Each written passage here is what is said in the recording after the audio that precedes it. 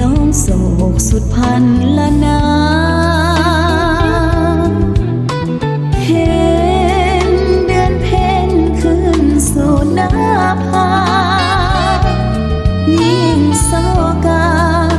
ข้านึงตรึงดวงใจ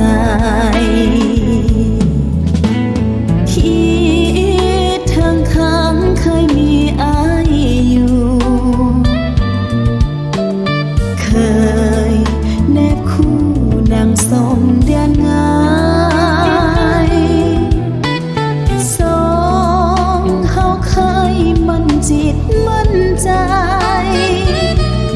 จากความตายมอบใจให้แก่กัน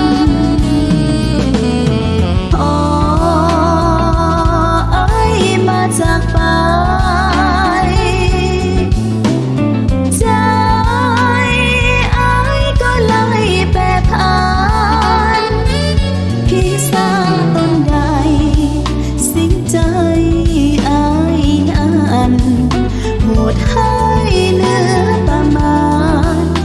สังหารน้องทั้งเป็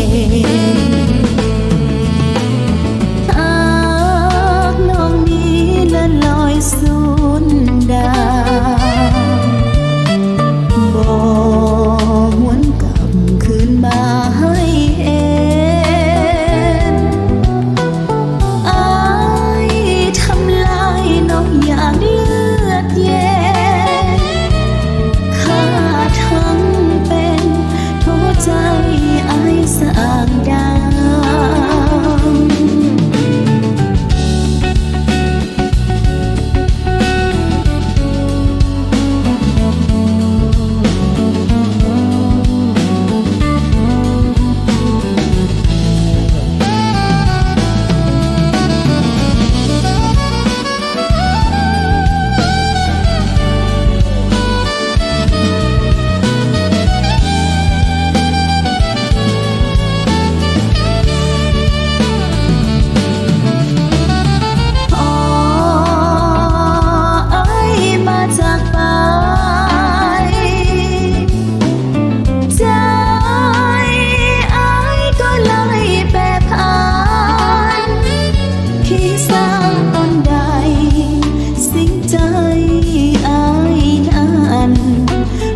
ให้